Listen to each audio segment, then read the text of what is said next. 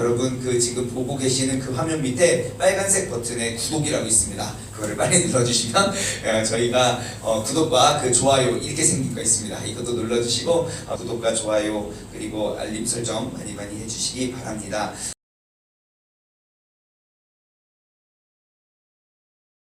오늘 함께 나누실 은혜의 말씀은 신약성경 사도행전 9장 1절부터 6절까지의 말씀입니다. 신약성경 사도행전 9장 1절부터 6절까지의 말씀입니다. 사도행전 9장 1절부터 6절까지의 말씀 우리 한 절 제가 봉독해 올립니다.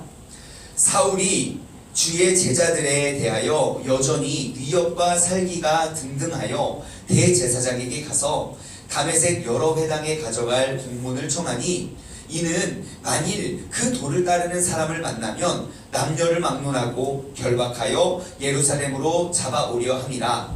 사울이 그 길을 가다가 다메섹에 가까이 이르더니 호련히 하늘로부터 빛이 그를 둘러 비추는지라. 땅에 엎드려져 들음에 소리가 있어 이르시되 사울아 사울아 내가 어찌하여 나를 박해하였느냐 하시거늘 대답하시되 주여 누구시니이까? 이르시되 나는 내가 박해하는 예수라. 너는 일어나 시내로 들어가라. 내가 행할 것을 내게 이를 자가 있으니라 하시니. 아멘 아멘 아멘. 지난 주일 설교 말씀을 통해서 우리가 지금 처하고 우리가 겪고 있는 이 상황과 이 현실이 이것이 정말 그 사탄의 계략인지 아니면 하나님의 전략인지에 대해서 우리가 함께 말씀을 나눠보았습니다. 저희 교회들 뿐만 아니라 모든 종교 그리고 모든 모임, 모든 단체, 모든 활동들이 다 마비가 되었고 지금 대한민국의 모든 경제활동이 지금 중단이 되어 가고 있는 이 현실, 이 상황이 특히 우리는 교회의 관점으로 보았을 때 그 대형 교회들이 다 문을 닫고 그 작은 교회들도 마찬가지고요. 그리고 성도들이 흩어지고 세상의 죄악들은 더 늘어가고 하나님의 진노와 심판과 그리고 무슨 전염병의 재앙과 그리고 저기 메뚜기 떼의 재앙과 여러 가지 재앙과 심판들을 우리가 바라보는 이러한 시점에 우리가 모여서 함께 기도조차 할 수 없는 이 상황이 우리가 어떻게 봐야 하는지 이것이 과연 사탄의 계략인지 아니면 하나님의 전략인지 우리가 그것을 명확히 알고 나아가야 함을 우리는 꼭 다시 한번 기억하기를 원합니다. 우리가 한 가지 시각으로 보면 이것은 분명히 사탄이 교회들을 파멸하고 세상을 무너뜨리려는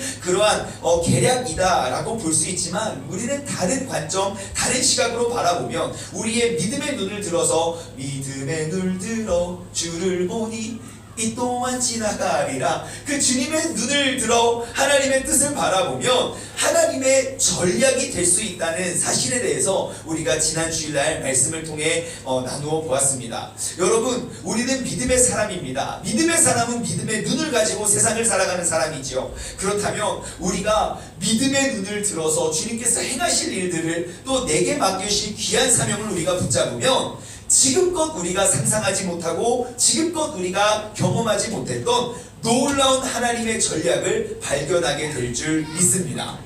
우리 교회에도 큰 변화가 하나 시작되었죠. 그게 무엇입니까? 지금 우리 정말 작은 지하실 교회이지만 이 교회에서부터 모든 예배가 생중계되고 있는 거 아닙니까?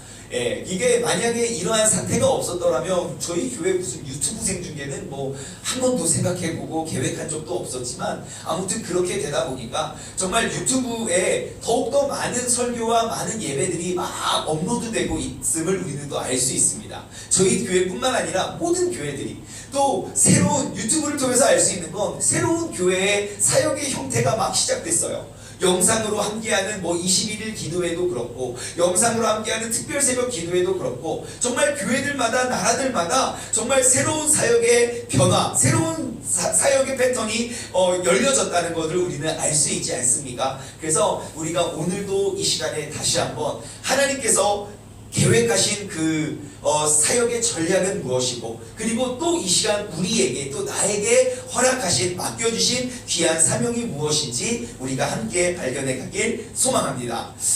여러분 꼭 다시 한번 기억하십시오. 소돔과 고모라 그 큰 성읍이 멸망하고 무너진 원인이 무엇입니까? 그들 가운데 죄악이 팽배해서가 아닙니다. 그 소돔과 고모라가 멸망하고 무너진 그 원인은요, 그 나라를 위해, 그 나라에서 그 나라를 위해 기준이 되어서 움직이지 않고 흔들림 없이 그들을 위해 중보하는 그러한 10명의 의인이 없었기 때문에 무너졌다는 사실을 꼭 기억하시기 바랍니다. 그래서 하나님께서 우리를 이 시기에 이 예배의 자리, 또 예배의 모습, 우리가 있는 그 자리에서 예배를 드릴 수 있는 예배자로 부르신 그 하나님의 목적과 하나님의 그 관심에 우리가 더욱더 우리의 관심을 쏟아부을 수 있는 그러한 은혜의 시간 되길 원합니다. 자, 그래서 우리가 오늘 이 시간에는요, 지난 주일 설교 말씀을 이어서 우리가 함께 살펴보기를 원하는데요, 사도행전 8장에 대해서 지난 주일에 말씀을 나눠보았죠.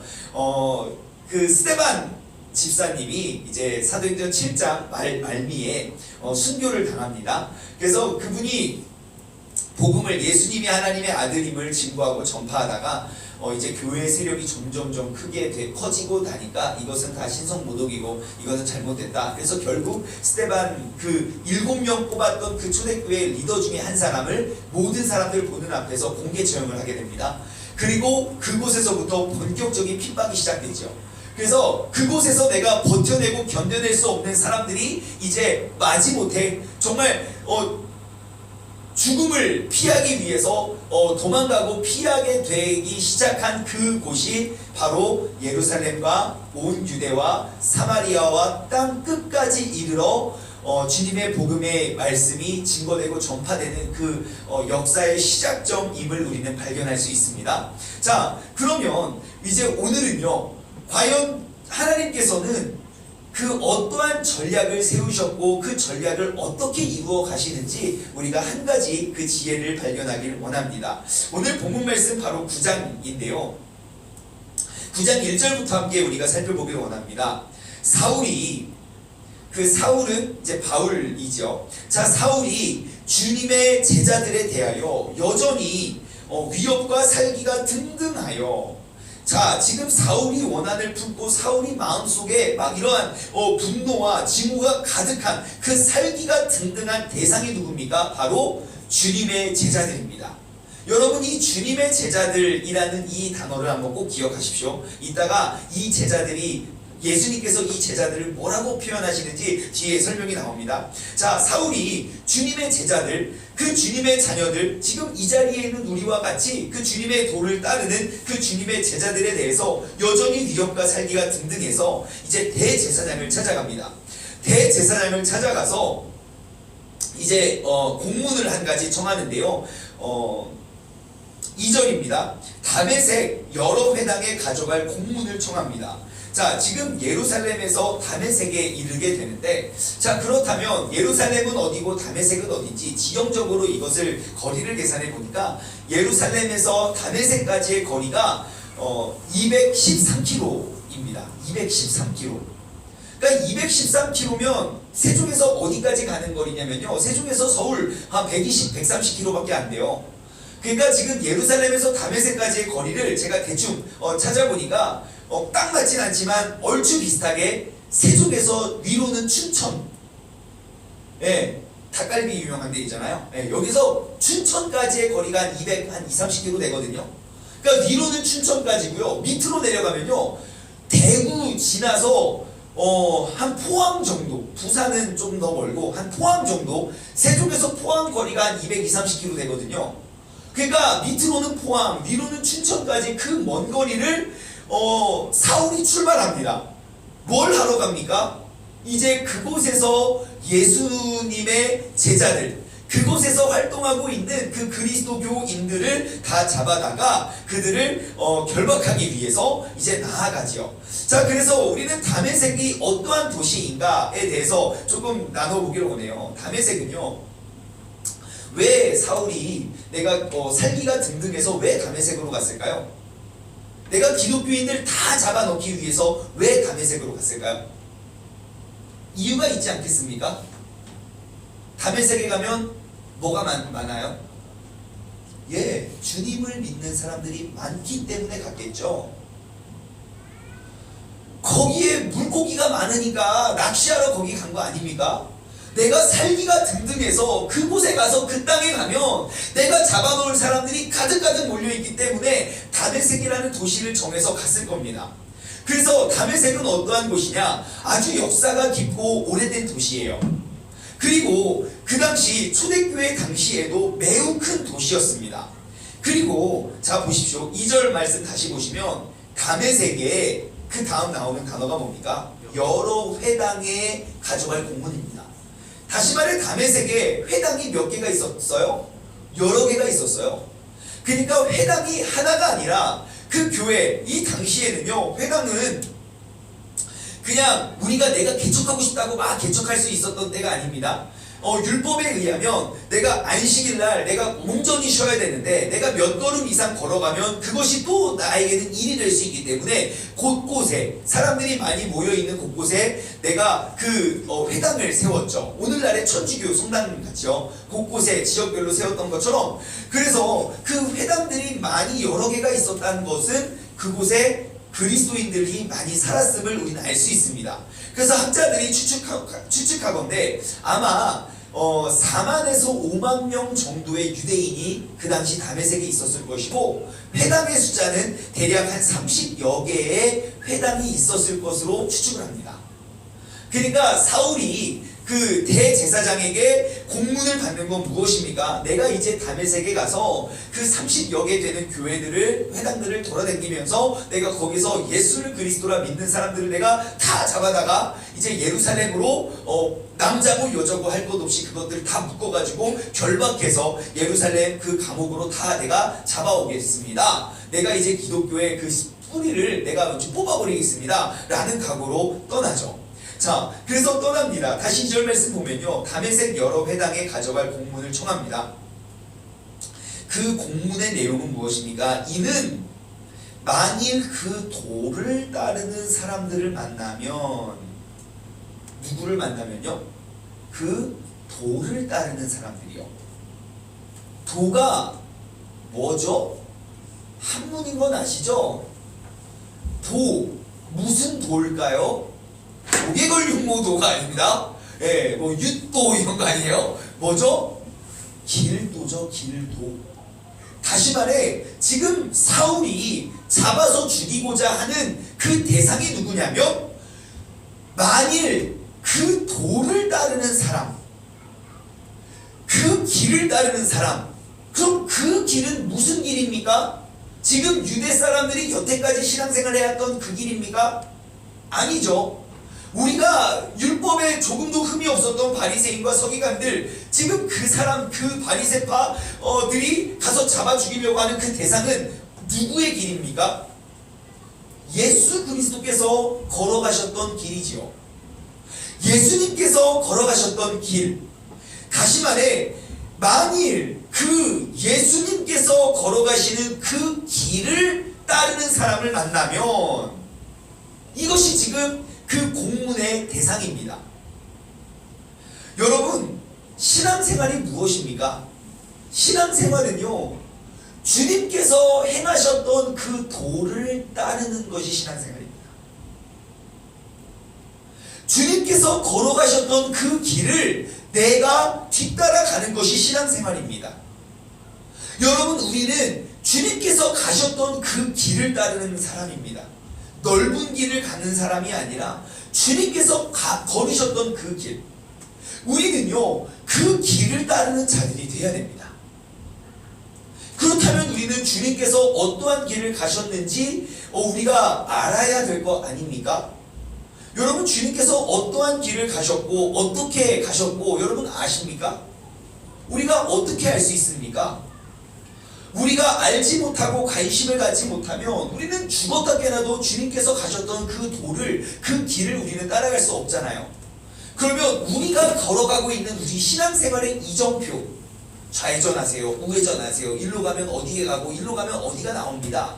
우리가 그 천국의 목표, 목적지를 향해서 나아갈 수 있는 그 이정표가 뭘까요? 바로 이 하나님의 말씀이죠. 여러분, 우리가 왜 말씀을 읽고 우리가 왜 말씀을 따를까요?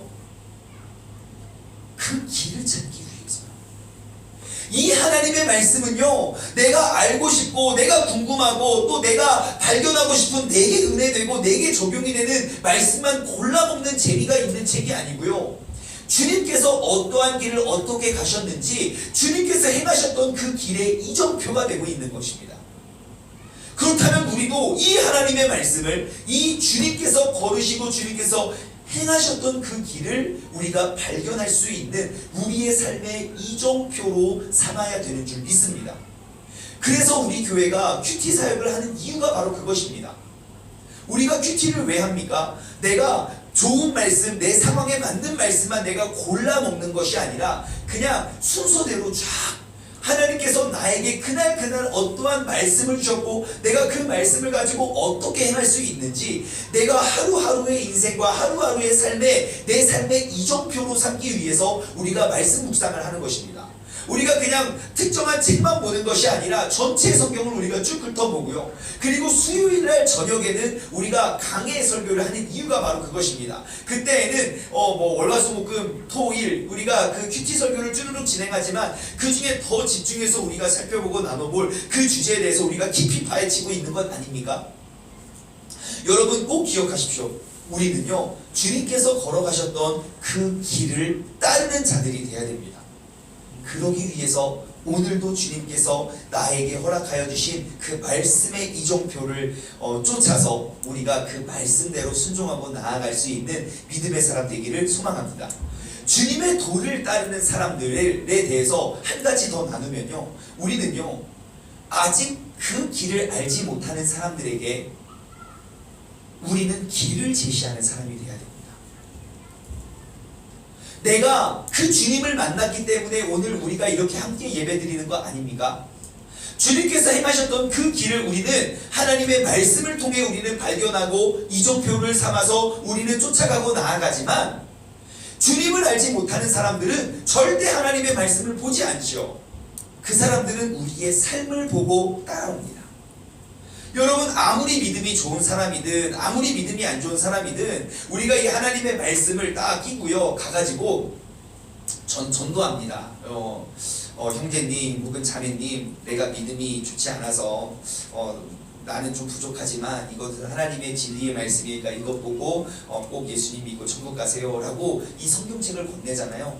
이거는 완벽하거든요. 그런데요, 그 말씀을 받아들은 사람은 이 성경을 읽고 내가 교회를 다닐까 말까, 주님을 믿을까 말까 고민하지 않습니다. 이 성경을 전해준 나의 삶의 모습을 보고 내가 주님을 믿을까 말까를 결정합니다. 다시 말해, 우리는 이 땅, 이 세상에서 그 주님의 길을 제시할 수 있는 사람이 되어야 하는 것입니다.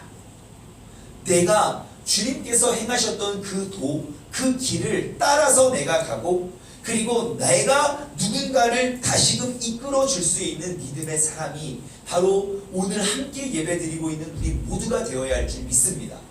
잠언 22장 6절 그곳에 보면요, 정말 우리 자녀 교육에 있어서 굉장히 중요한 말씀이 거기 이렇게 기록되어 있습니다. 마땅히 행할 길을 아이에게 가르치라, 그리하면 늙어서도 그것을 떠나지 아니하리라. 마땅히 행할 그 길을 아이에게 가르치래요. 아이에게 가르칠 것은요, 여러 가지 지식이나 그런 정보가 아닙니다. 우리는 그 길을 제시해야 됩니다.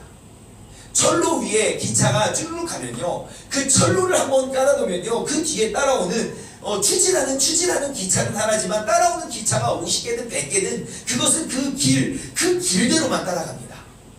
우리가 다음 세대, 우리 자녀들에게 남겨주어야 할 것은 바로 그 길을 제시하는 겁니다. 마땅히 행할 그 길을 내가 열심히 가면 그 뒤를 따라오는 우리의 아이들은 늙어서도 그것을 떠나지 않게 되는 줄 믿습니다.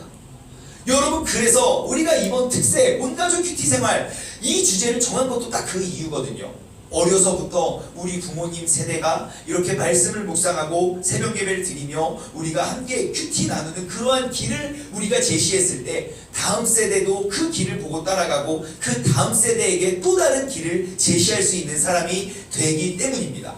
여러분, 우리에게 맡겨진 이 사명을 꼭 기억하십시오. 주님께서 걸어가셨던 그 길을, 내가 그 길을 따르고 나 역시 또 누군가에게 그 길을 제시할 수 있는, 그 도를 제시할 수 있는 믿음의 사람이 되어야 하는 줄 믿습니다. 다시 2절로 돌아갈게요. 이는 만일 그 도를 따르는 사람을 만나면, 자, 그 예수 그리스도께서 행하셨던 그 길을 따르는 사람을 만나면 남녀를 막론하고 결박하여 예루살렘으로 잡아오려 함이라. 자, 이러한 공문을 이제 받아서 결박을 하러 가는 길입니다. 213km의 여행을 갑니다. 긴 길, 혼자 갈 수 없겠죠. 여러 명의 무리를 지어서 함께 그 길을 가고 있는데요. 3절입니다. 사울이 길을 가다가 그의 마음속에는 위협과 살기가 등등해서 그 주님의 제자들, 그 도를 따르는 사람들을 내가 가서 모조리 다 추방 명령을 시키겠다라는 다짐과 결의를 가지고 그 다음 갑니다. 사울이 길을 가다가 다메섹에 가까이 이르더니, 자, 마침내 그 내가 계획했던 그 우리가 지금 말하는 사탄의 계략이 이제 곧 이루어질 그 시점입니다. 내가 출발했을 때가 아니고요, 한참 그 길을 가고 있을 때가 아니고요, 가까이 이르러서 그 먼 길을, 여러분 여기서부터 춘천까지 한번 걸어가 보십시오. 며칠 걸릴까요? 예, 대략 사람마다 좀 다르지만 한 4일에서 6일 정도 걸리지 않겠습니까? 대략 한 4일에서 6일 정도? 그러니까 그 길을 내 마음에 계속 다짐하면서 니네 가면 다 죽었어. 나 가면 니네 가만히 안 놔둬. 다 죽었어. 다짐을 해서 마침 그 춘천쯤에 거의 다 다다랐을 때쯤 어떠한 일이 벌어집니까? 다메섹에 가까이 이르렀는데 그 다음 단어가 아주 매력 있는 단어예요. 뭡니까? 홀연히.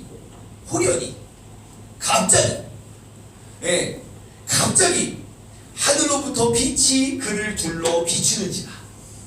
여태까지 그런 일 없었는데요, 마침 그 사탄의 계략이 펼쳐질 그 바로 직전에 마침 호련히 갑자기 그러한 빛이 그를 둘러쌉니다. 그 호련히라는 단어가요, 항상 성경님께서 역사하실 때 호련히 역사하시거든요.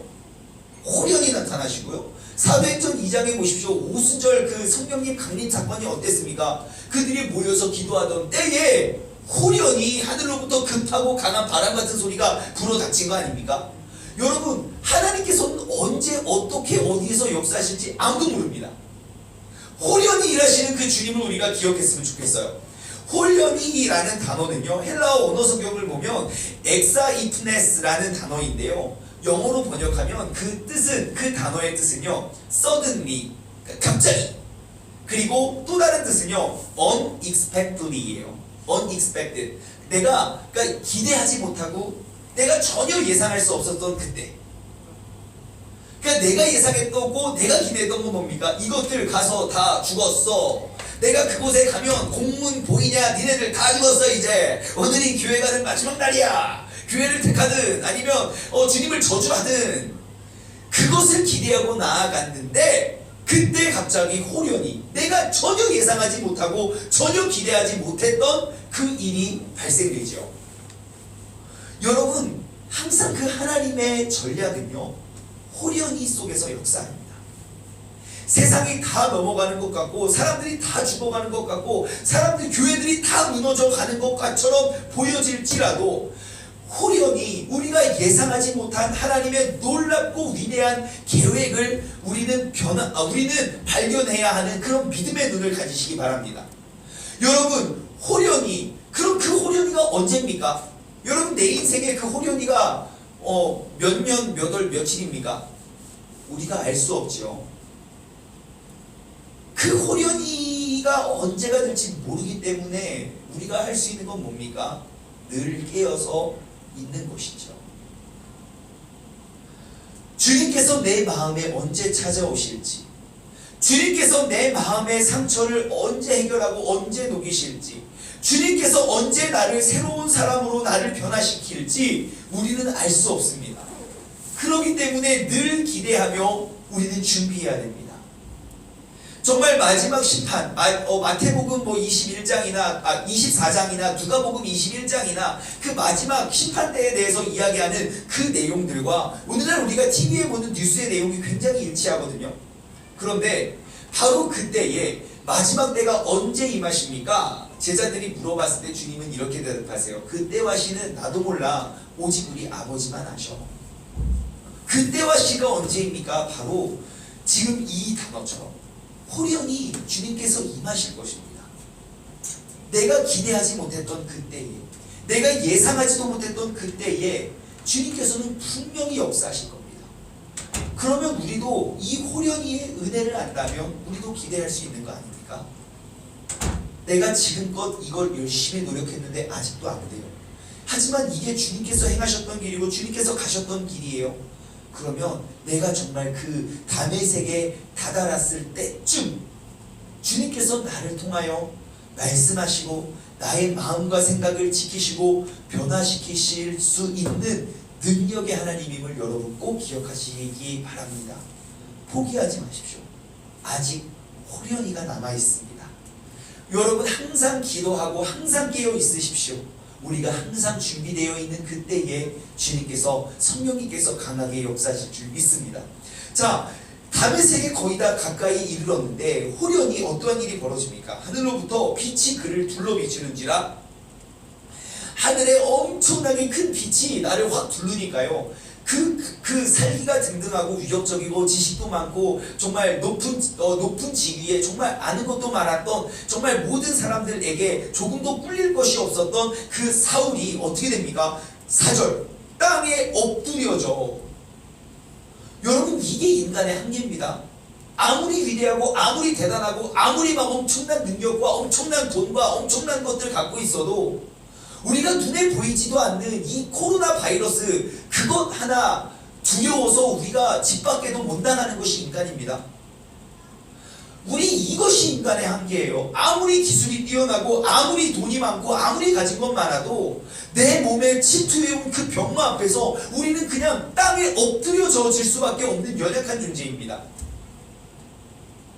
나의 강함을 바라보는 것이 아니라 나의 연약함을 바라보고 우리가 주님 앞에 엎드려질 때에 우리는 바로 하나님의 역사하심과 일하심의 도구가 되는 줄 믿습니다. 하나님께서 왜 아직까지 나를 사용하지 않으시나요? 나는 주님께 쓰임받길 원합니다. 라는 질문하기 이전에 나는 주님 앞에 엎드린 자로서 나아왔는지 한번 돌아보시기 바랍니다. 내가 최근에 주님 앞에 정말 엎드렸었을 때가 언제인가? 내가 주변에 많은 사람 눈치 보지 아니하고 내가 엎드려서 주님을 찬양하고 엎드려서 주님께 기도하고 엎드림의 자세가 언제 내가 마지막으로 주님께 그러한 모습으로 나아갔는가? 우리의 엎드림의 신앙을 한번 돌아보시길 원합니다. 땅에 엎드려져 들음에 소리가 있어 이르되 소리가 있어서 말합니다. 사울아 사울아 내가 어찌하여 나를 박해하거냐 하시거늘. 그러니까 주님께서 그 사울을 부르실 때 2번이나 반복해서 부르십니다. 굉장히 다급하셨던 거죠. 사울아 사울아.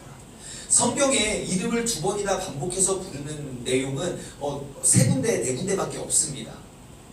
근데 하나님께서 그 사울의 이름을 다급하게 부르시죠. 주님께서 사울아 사울아 네가 어찌하여 나를 박해하느냐 하시거늘. 이제 그 사울이 엎드려진 채로 묻습니다. 5절 대답하되 주여 누구시나이까? 보십시오. 내가 엎드려졌습니다. 그리고 내게 명령하는 사람 앞에 내가 엎드린 자이기 때문에 내게 말하고 명령하는 그 사람은 나의 주인이 됩니다. 여러분 이게 바로 엎드림의 자세거든요. 우리의 신앙과 우리의 믿음 생활, 우리가 어떻게 주님께서 걸어가셨던 그 길을 따를 수 있습니까? 이유는 단 하나, 우리는 주님 앞에 엎드려 종이 되는 것밖에 없습니다. 우리는 청지기가 되어서 나아가야 됩니다. 그래서 그 사울도 고백하죠. 주여, 그러니까 나의 주인이요. 누굽니까? 당신 누구예요? 누구길래 나에게 이렇게 엄청난 빛으로 나를 둘러쌌습니까? 그러니까 주님께서 이렇게 말씀하십니다. 나는 내가 박해하는 예수라. 자, 다시 한번요. 나는 내가 박해하는 예수라. 여러분, 사울이 예수님 박해한 적 있습니까? 여러분, 사울은 예수님을 단 한 번도 만난 적이 없습니다. 사울은 예수님을 박해한 적이 없어요. 근데 예수님께서 뭐라고 하세요? 나는 너가 박해하는 예수다 그래요. 이게 뭐죠? 어떻게 된 거죠?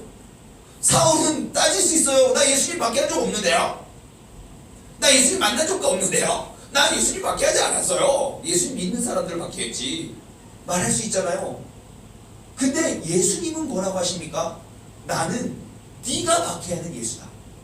그러면 사울이 박해했던 사람들이 누구죠? 아까 제가 말씀 시작할 때 1절에 누구 기억하라고 했어요? 주님의 제자들이죠. 우리 주님은 그러한 분입니다. 나의 이름으로 나를 믿고 나의 길을 따르는 나의 제자들을 곧 나라고 여기십니다.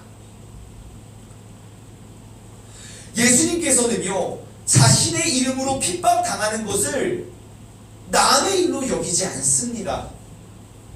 나는 거룩하고 너는 더러워, 그러니까 네가 알아서 해가 아니라 나의 이름으로 너가 핍박당하고 있다면 내가 그만큼 아프단다. 그것은 네가 아픈 것이 아니라 내가 아픈 것이고, 너를 핍박하는 것이 아니라 곧 나를 핍박하는 것이다. 사울이 예수님을 믿는 사람들을 핍박했는데 주님의 마음이 너무너무 아프고 안타까워서 더 이상 가만히 버티고만 보고만 있을 수 없어서 사울을 찾아가 말씀하십니다. 사울아, 사울아, 너는 왜 이렇게 나를 박해하느냐? 아니, 누구세요? 네가 박해하는 예수다 그래요. 여러분, 산상수훈의 그 팔복을 기억하십니까? 마태복음 5장부터 보면 8번째 복이 뭡니까? 마태복음 5장 10절, 의를 위하여 박해를 받는 자는 복이 있나니 천국이 그들의 것이니라 그래요. 주님의 거룩한 이름으로 복을 받는 사람들, 천국에서 하나님께서 다 되갚아 주십니다. 나의 것을 위해서 우리가 박해받는 것 말고요, 내가 조금 더 이제 유명해지고 내가 억울해서가 아니라요, 그 예수 그리스도의 거룩한 의를 위해서 내가 박해를 당하는 자는 곧 천국의 그들의 것입니다.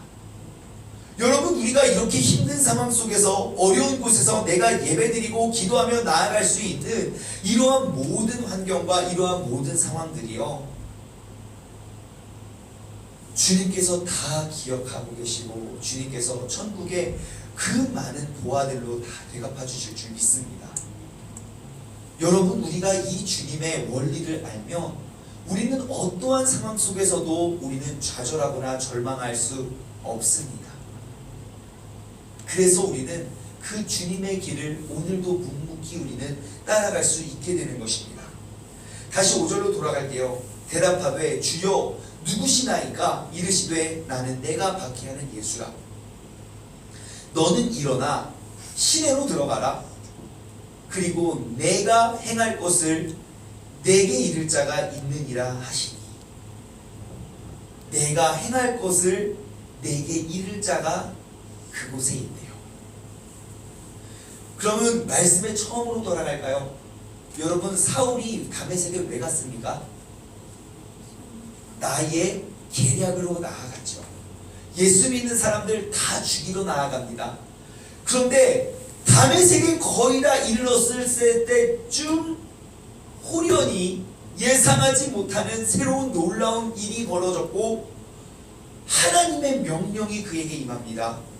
사람들이 많은 시내로 들어가라. 그러면 내가 해야 할 일을 가르쳐주는 사람이 있을 거다. 그러한 사단의 계략입니까? 하나님의 전략입니까? 큰 그림을 보자고요. 사울이라는 사람이 다메섹에 도착해서 뭐합니까? 전도합니다. 정말 많은 사람들을 변화시켜요. 목숨을 아끼지 않고요. 난 이제 죽을 몸이고, 나는 여태까지 내가 해했던 만행이 너무 많아서 나는 정말 그 엎드린 자로서 죽을 때까지 엎드린 자로서 살아가거든요. 여러분, 사탄의 계략입니까? 하나님의 전략입니까? 우리가 짧게 보고 끊어서 보면 그 모든 시험과 역경과 환난들이 다 사탄의 계략처럼 보입니다. 요즘날 TV에서 보는 뉴스나 요즘날 우리가 불안에 떨고 있는 것도 어찌 보면 우리의 믿음을 흩어내고 교회를 분산시키는 사탄의 계략일 수도 있습니다. 하지만 여러분 꼭 기억하십시오. 하나님의 전략 속에 사탄의 계략은 아무 힘도 쓸 수가 없습니다. 다메섹에 가서 그 회당들을 다니며 그 많은 사람들에게 처형하고 그 많은 사람들을 죽이려 작정했던 그 사탄의 계략도, 그 한 인간의 계략도 하나님께서는 그 악을 선으로 바꾸시어 그곳에서부터 또 다른 부흥의 역사가 이루어지게 되는 줄 믿습니다. 여러분, 하나님의 전략, 하나님께서 그러한 전략 가운데 어떠한 일을 행하십니까? 다른 것 없습니다. 사람을 세우십니다. 주님께서는 사람을 준비시키시고 사람을 세우십니다. 그 사람이 어떻게 변화가 되나요? 내가 주님을 만나고 보니까 그렇게 악독했던 사울이 완전히 순한 양이 됩니다. 사람들끼리 있으면 아무리 많은 사람도 두려워하지 않았던 사울이요, 하나님 앞에 내가 하나님을 경험하는 그 순간, 그 호련히의 순간이 있고 보니까 완전히 엎드려진 채 사람들을 피해 다니고 도망 다니면서 주님을 전하는 사람이 됩니다. 한 사람의 그 큰 힘과 권력과 능력과 지식도 하나님 앞에선 정말 아무것도 아닌 게 됩니다. 사도 바울은 이야기하죠. 내가 지금껏 알았던 그런 모든 지식과 이런 것들이 배설물로 여겨졌다. 다시 말해, 나는 세상을 비출 하나의 촛불인 줄 알았는데, 이 불이 엄청 밝은 줄 알았는데 태양빛을 비추고 보니까 이 촛불은 아무것도 아닌 거죠. 마치 그런 것입니다. 여러분, 하나님께서는요, 분명히 하나님의 전략은 준비된 사람을 통하여 이루시는 줄 믿습니다. 하나님께서는 지금 이 순간에도 그 준비된 사람들을 부르시고 준비된 사람들을 세워 가실 것입니다. 그 뒤에 15절 말씀 한번 볼까요? 15절 말씀, 주님께서 이르시되 가라, 이 사람은 내 이름을 이방인과 임금들과 이스라엘 자손들에게 전하기 위하여 택한 나의 그릇이다. 그래요. 나의 그릇이래요. 사람들 눈에는 위험해 보이고, 사람들 눈에는 악독하고, 사람들 눈에는 정말 나쁜 사람이라고 우리 모든 그리스도인들에게 이미 소문이 파다했던 그런 사울, 그 사울에게 주님께서 말씀하십니다. 이는 나를 위하여 내가 택한 나의 그릇이다. 여러분, 오늘 이 예배에 함께하게 하신 그 주님의 음성이 무엇이겠습니까? 여러분, 그 주님의 부르심의 음성에 귀 기울여 보십시오. 이는 너는 나를 위하여 택한 나의 그릇이다. 주님은 우리에게 그 말씀하실 거예요. 너는 나를 위하여 내가 택한 나의 그릇이다. 그럼 우리는 뭐라고 대답하겠습니까? 아멘! 주님! 다메섹은 내가 다전도하겠습니다. 세종은 내가 가면하시겠습니다. 우리 그게 됩니까? 아닙니다. 네, 우리가 그러한 부르심과 초청에 우리는 뭐라 대답합니까? 아, 주님, 전 이래서 안 되고요, 전 이래서 부족하고요. 그럼 주님은 또 이렇게 말씀하실 거예요. 너는 나를 위하여 택한 나의 그릇이다. 주님, 저는요 돈도 없고요, 힘도 없고요. 아니, 너는 나를 위하여 택한 나의 그릇이다. 아, 주님, 저는 말주변도 없고요, 말도 더듬고요, 저 사태 기피증이 있어요. 너는 나를 위하여 택한 나의 그릇이다. 아마 주님께서는 이 시대에 그 하나님의 전략 어떻게 사용하실까요? 지금 이 자리에 있는 우리 모두가 하나님의 영광과 하나님의 뜻을 이 땅 가운데 이루기 위한 내가 택한 나의 그릇임을 기억하시기 바랍니다. 여러분, 오늘 이 시간 그 주님의 초청에 나아오십시오.